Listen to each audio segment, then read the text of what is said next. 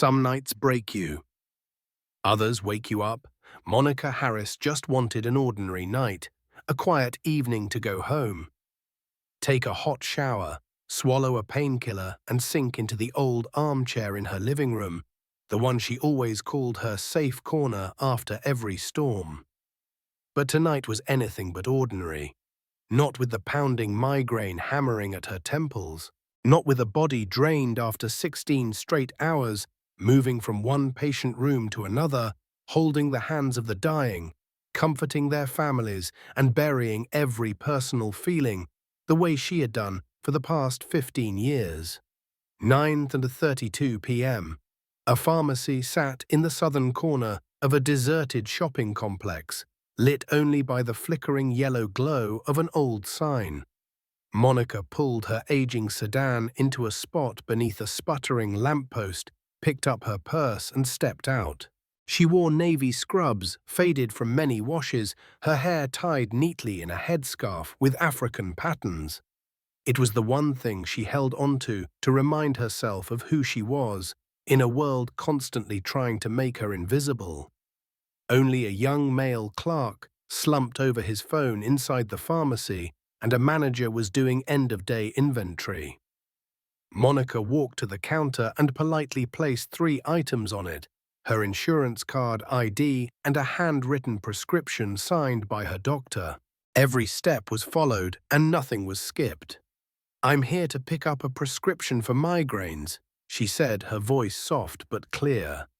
The clerk lifted his eyes from the screen just long enough to confirm she wasn't familiar, then turned back to his keyboard. Monica waited. 5 minutes, then 10. The young man began to frown, typed again and looked at the screen, then turned and whispered something to the manager. A white woman in her early 40s approached the counter, her eyes cold, as if Monica had asked for something suspicious. "There appears to be an issue with your prescription," she said, her forced smile making it seem like Monica was a returned item. "I get this medication every month," Monica replied, calming her voice.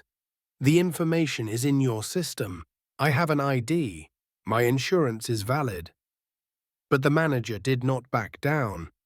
Her gaze shifted, no longer skeptical but prejudiced. The kind of look Monica had seen her entire life. In stores, at airports, on the street.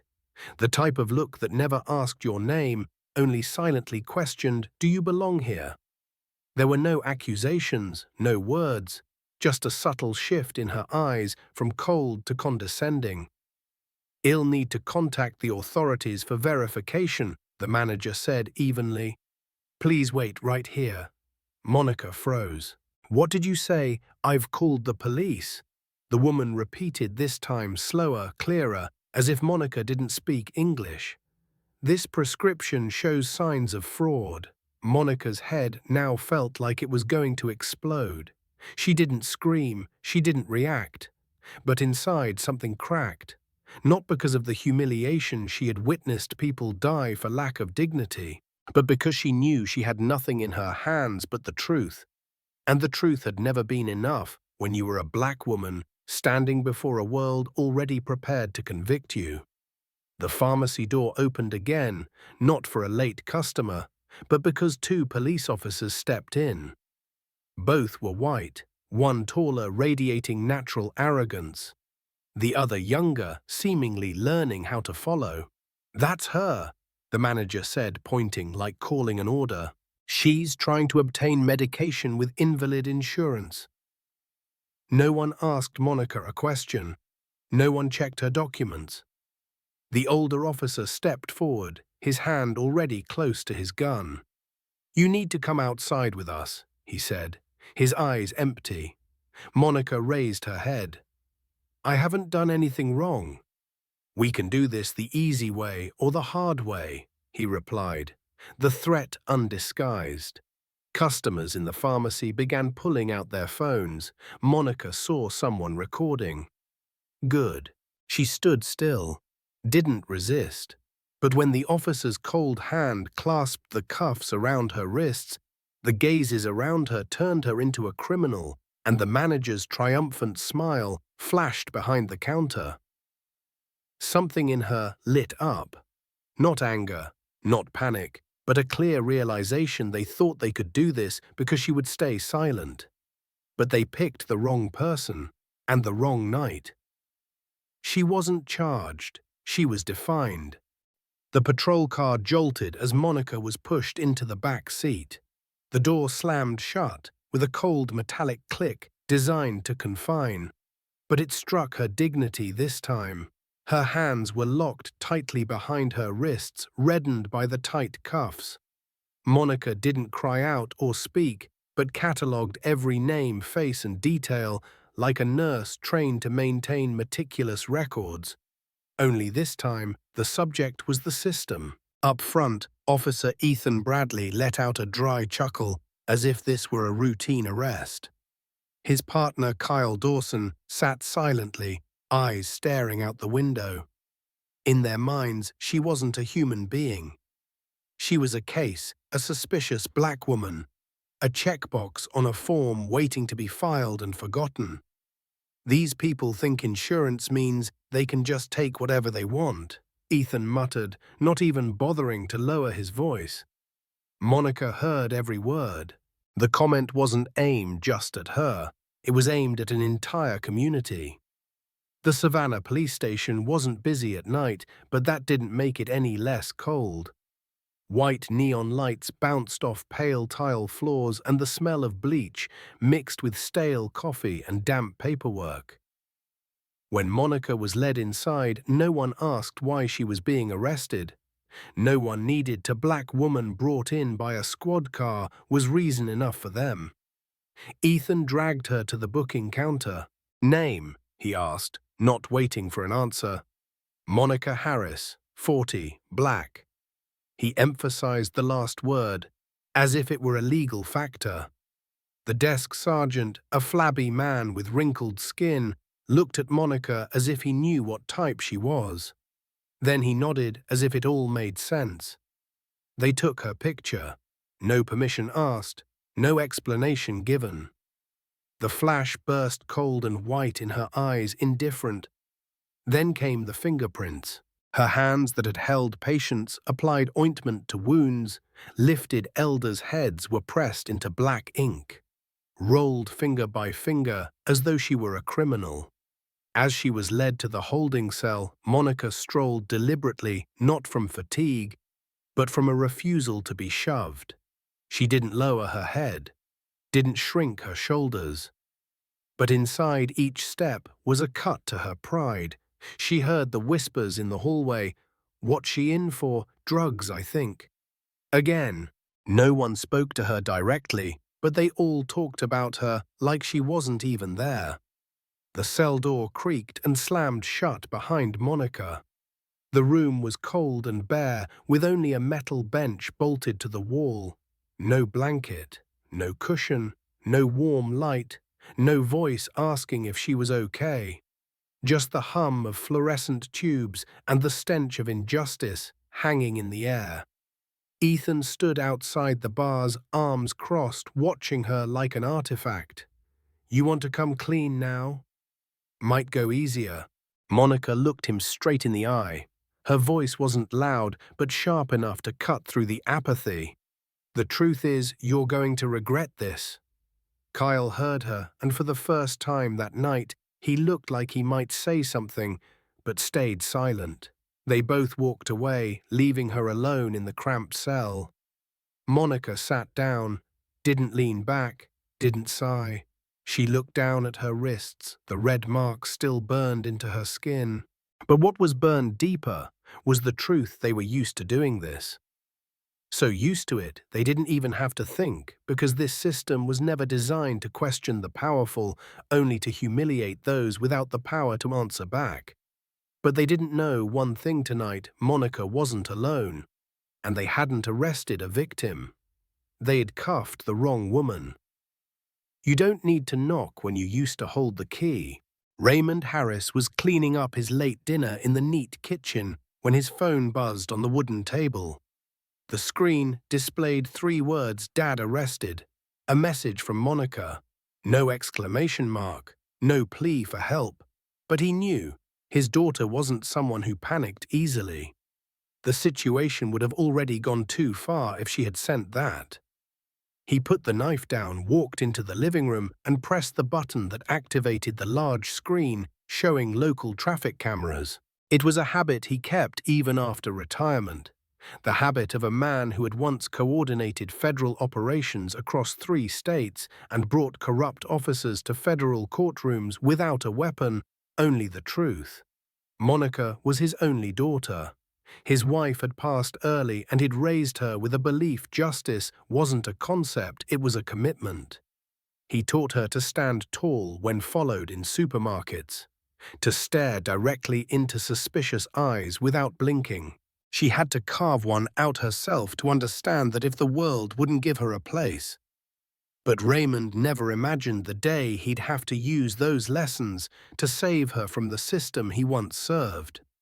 He made 3 calls in 10 minutes. Nicole Carter, a federal civil rights agent, was once trained by Anthony Brooks, the attorney who had been his right hand in complicated cases, and one to an old aide at the Department of Justice, saying only 4 words, "Call Savannah." Immediately. No one asked why. They replied, already on it, 10:45 p.m. Raymond stepped out of his house and into a matte black armored SUV, a vehicle from his days in service now only used when necessary. Night wind swept the road thick with dust and a quiet sense of threat. But Raymond wasn't concerned. He knew what frightened a corrupt system most wasn't shouting. It was someone who knew how to trace every misstep silently and never gave up. As his vehicle crossed the bridge into downtown Savannah, the pharmacy sign where Monica had been arrested still flickered dimly on the corner. Raymond glanced at it but didn't stop. She wasn't there anymore. And their mistake wasn't in the pharmacy. It was sitting inside a precinct that would soon lose its right to claim innocence. You don't need to shout. You need to walk in. The Savannah Police Department sat between 2 old brick buildings where hallway lights were used to seeing people brought in, but had never been ready for someone like Raymond Harris. 11:14 p.m. 3 black SUVs pulled up in unison before the front gate. No sirens, no megaphones, no one knocked. But the air changed when the gatekeeper saw the faint letters DOJ, Department of Justice, embossed on the badge of the man who stepped out first. Raymond Harris wasn't wearing a suit. He wasn't armed. He wore a dark overcoat, eyes sharp as blades, and a face every officer who'd ever messed up knew by name or would by the night's end. Behind him walked 2 federal agents, male and female, with earpieces carrying sealed documents.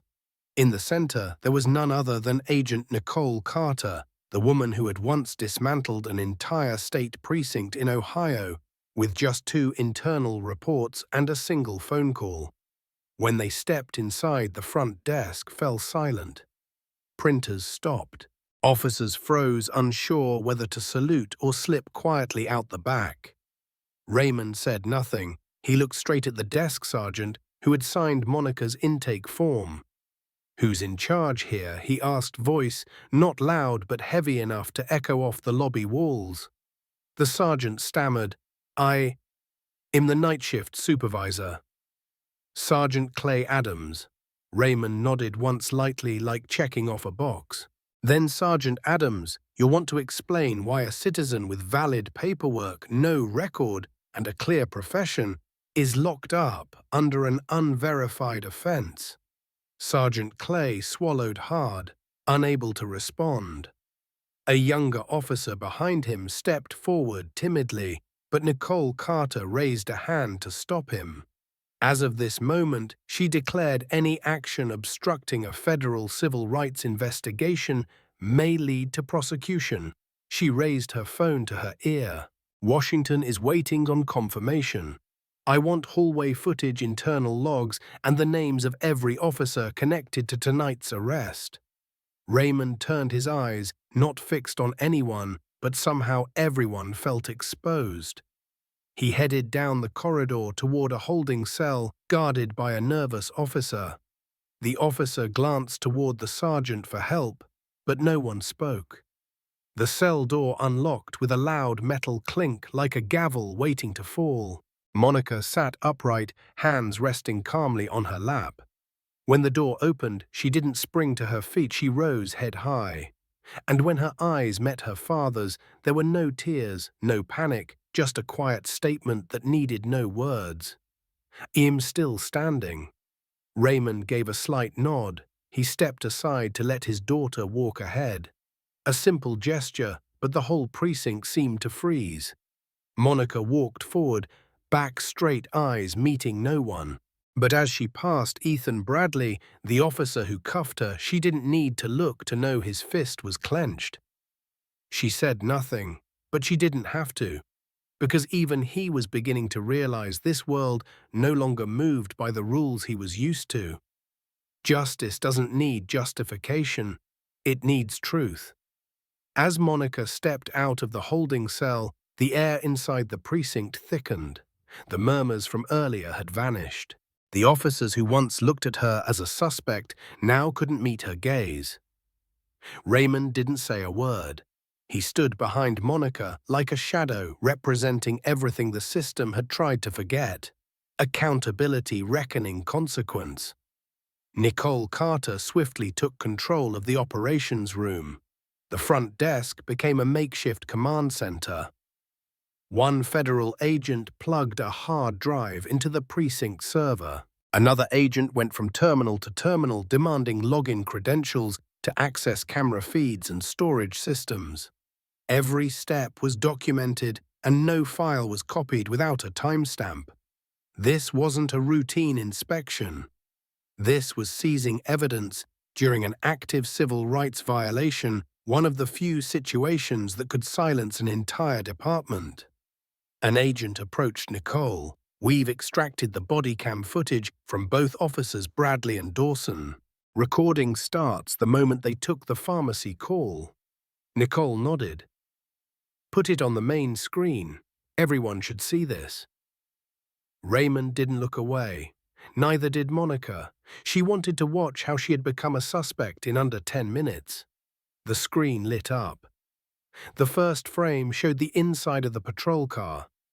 Ethan Bradley is chewing gum and Kyle Dawson is silently driving.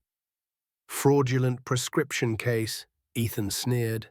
"I'm guessing it's another one of those who think insurance is a free buffet ticket." No one objected, no one corrected.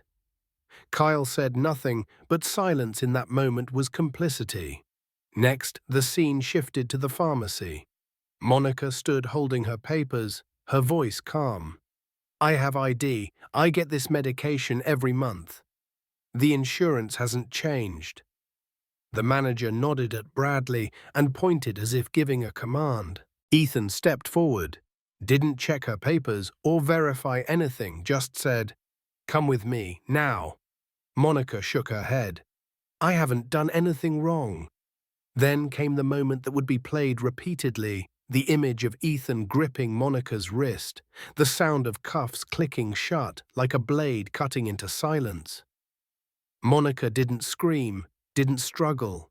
She only raised her head, eyes, not defensive, but echoing a pride that had just been struck to the core. In the distance, a man recorded it all on his phone.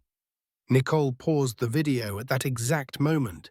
She turned the screen toward the officers in the room. "Can anyone here tell me," she asked, "which part of this video shows resistance? Which part justifies this arrest as legal?" No one answered. Even Kyle Dawson, standing by the photocopier, turned his face away.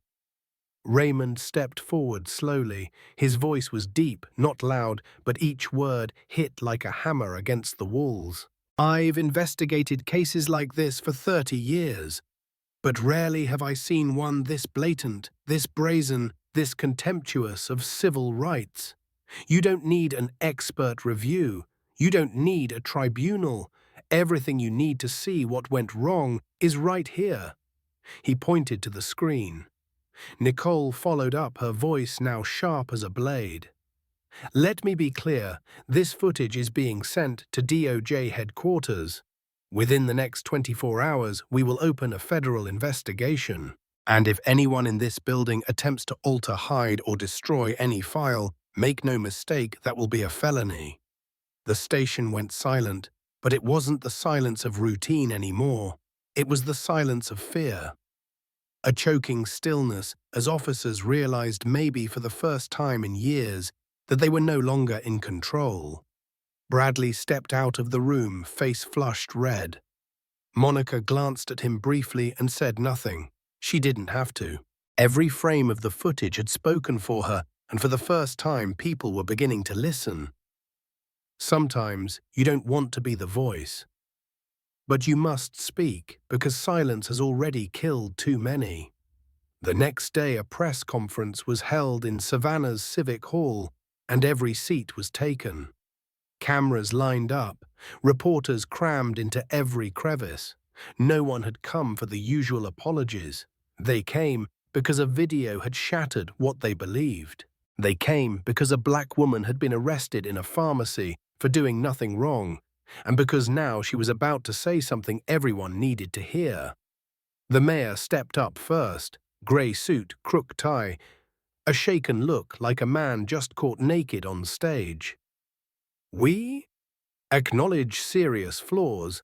In our complaint intake and response procedures, he said each word, measured like one misstep, might make the podium melt. And last night, one of our citizens, Ms. Monica Harris, was improperly arrested. Beside him stood the acting police chief, a middle-aged woman with a tense face, adding a series of promises, reviewing internal records, restructuring the force, and implementing anti-bias training. Old promises in new uniforms, a replica of hundreds of press conferences across America after scandals like this. But no one came for them. They went for the woman in the first row. Pale blue blouse, neatly tied hair, a face not of someone demanding justice, but of someone who never let go of dignity, even when it had been ripped from her hands. The moderator held the mic, voice slightly nervous. If Ms. Monica Harris is willing, we invite her to speak. Monica stood, not in a hurry, not stiff. She didn't walk to the podium. She stood amid the rows of seats in the position of an ordinary citizen and turned toward all the cameras now pointed her way. Her voice was low, clear, without a single note of tremble. That night, I wasn't attacked because I was a criminal. I was attacked because I looked like someone they imagined might cause trouble. I was cuffed not because I did something wrong, but because someone believed I had no right to be right. The hall fell silent. Monica continued each word, pulled from the chest of every person who had stayed quiet after being diminished. I'm not special. I'm not famous. I'm not powerful. I'm just a woman coming home late from work with a headache and needing medicine. And I was treated as a threat because the color of my skin didn't sit well with someone. A reporter clicked a camera. Flash flared. Monica didn't blink. She looked straight ahead. I'm not standing here to hear apologies.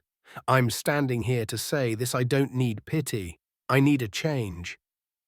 And I won't leave until that change begins. The applause began at the back, then spread, stronger, louder. Some people stood, some cried, stories never told, suddenly found a voice. Monica gave a slight nod. No smile, no bow. She stepped from her seat, walking past rows of cameras, as if stepping through the invisible wall the system had once built around her. And this time it no longer stopped her steps. When you stand for yourself, that's courage. But when you stand so others don't have to suffer what you did, that's how a movement begins. Monica had no plans to become a symbol. She never wanted to be the center of anything. She was a nurse, not a speaker, activist, or leader. But a viral video made her the story. A speech made her the symbol. And now, other voices were rising like a tidal wave that wouldn't be stopped. She couldn't stay still anymore. The call came from Anthony Brooks, a civil rights lawyer who had worked with her father on a Tuesday afternoon, his voice calm but urgent. "Monica," he said, "many people used to be silent. Now they want to be heard. But they need someone to lead, and I believe that person is you." Monica didn't answer right away. She was standing in the hospital corridor, still in her scrubs, hands smelling of sanitizer on one side of her patient's room. On the other hand, history is calling. She remembered the cold of that jail bench, the officer's blank stare, and the cuff's metallic click. Then she thought of the trembling eyes of the elderly black man standing by the wall after the press conference, whispering, "You spoke for me, and for my son too." That night, Monica went home, sat on the couch, held a cup of tea she didn't drink, and pressed the callback button for Anthony. "Where do we start?" she asked. 1 week later, in a small church in South Savannah, over 30 people sat on old wooden pews. The faint yellow lights not warm enough to heat the air, but enough to show the tightness in their eyes. They were victims, survivors. People who had been wrongly arrested, pulled from cars without reason, or stopped just for looking wrong. A young black man, about 23, stood up and shared that he had been slammed onto a sidewalk because he matched the description. A single Latin mother said police kicked down her door at midnight because of a wrong address and no apology followed.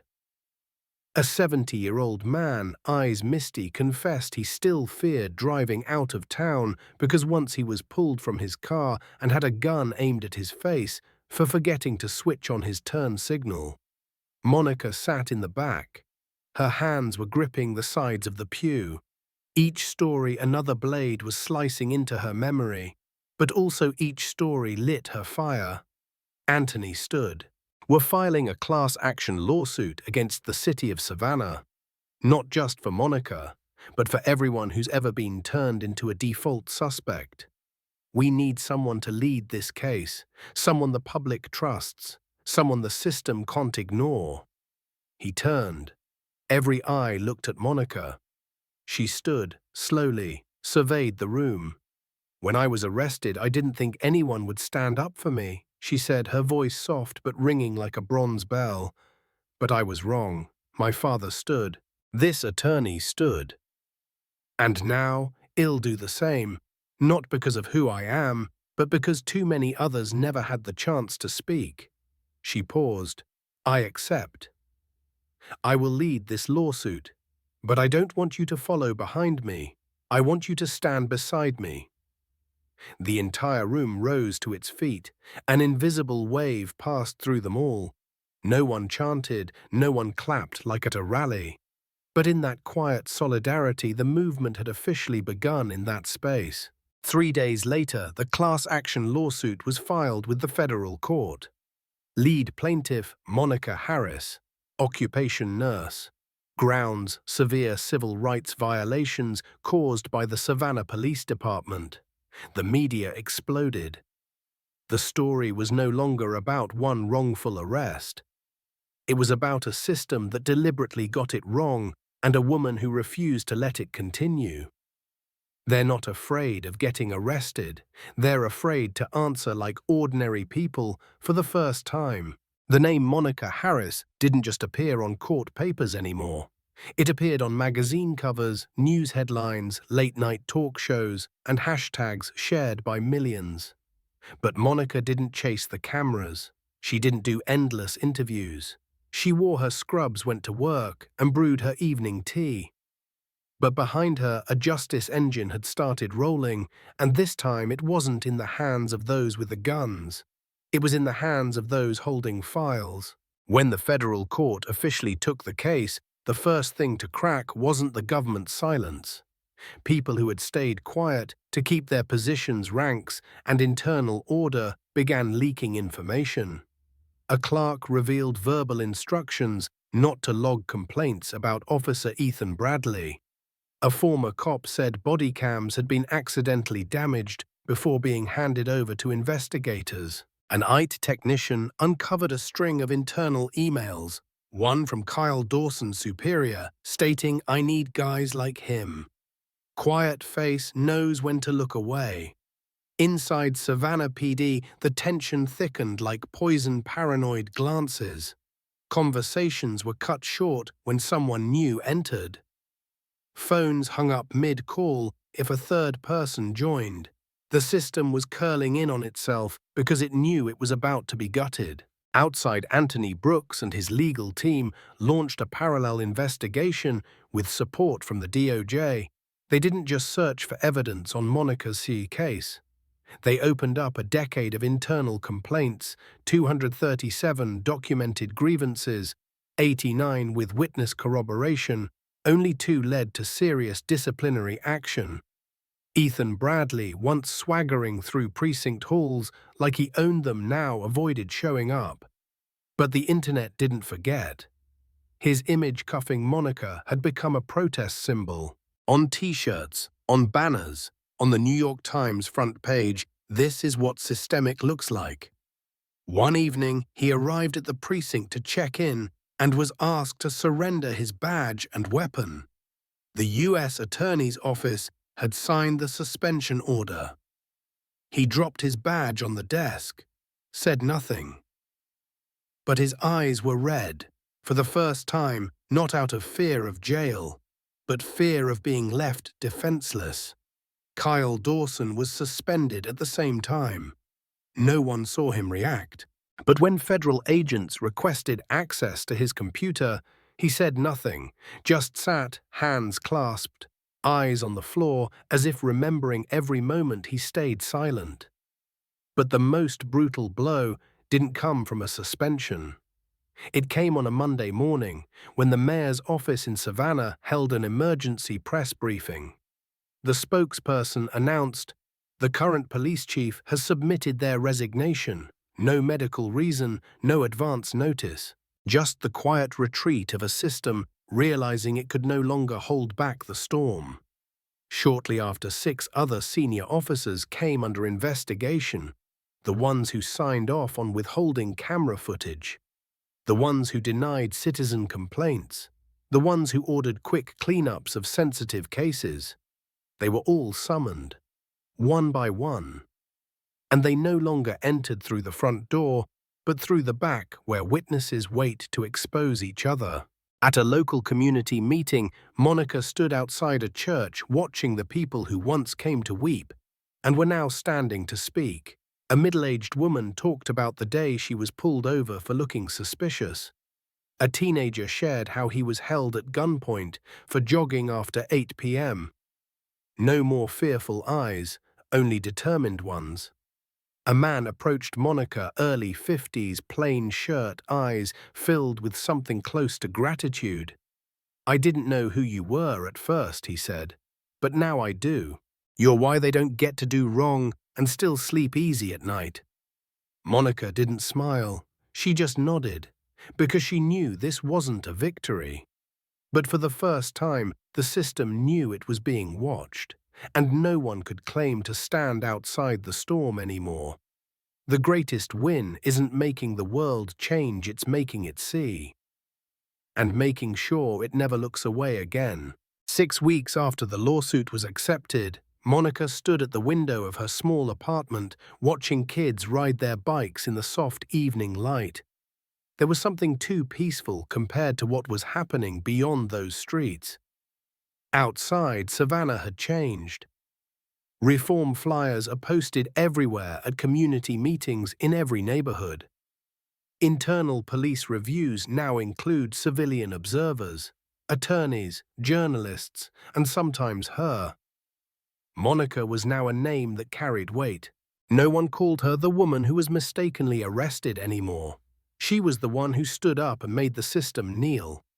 But with every interview request, every speaking invitation, every email from other victims, Monica felt something tightening inside her. She'd never asked to be the storm center. But now even walking into a grocery store brought stares from strangers, thanks from familiar faces, or a whisper from an old lady who clutched her hand and said, You didn't just save yourself, you saved all of us. She knew she couldn't back away, but amid the praise and expectation, she was trying to hold on to the part that was still just herself.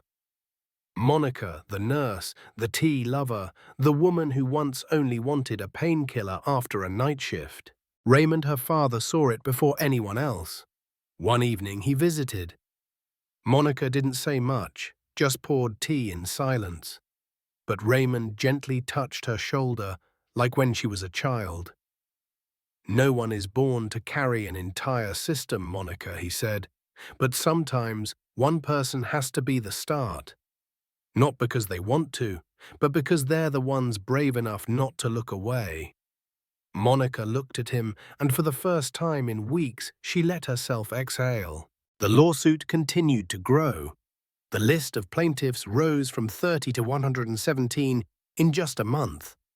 Long-forgotten cases were reopened. Lost footage was recovered. Buried internal reports now lay on the desks of federal investigators.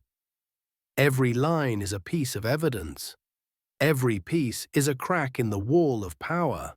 National media called Savannah the civil rights epicenter of the 21st century. Other cities reached out, asking Monica, "How did you do it?" The honest answer was simple: she didn't do it alone. She was just the first to refuse to bow. But even in the eye of the storm, Monica never forgot how it all began.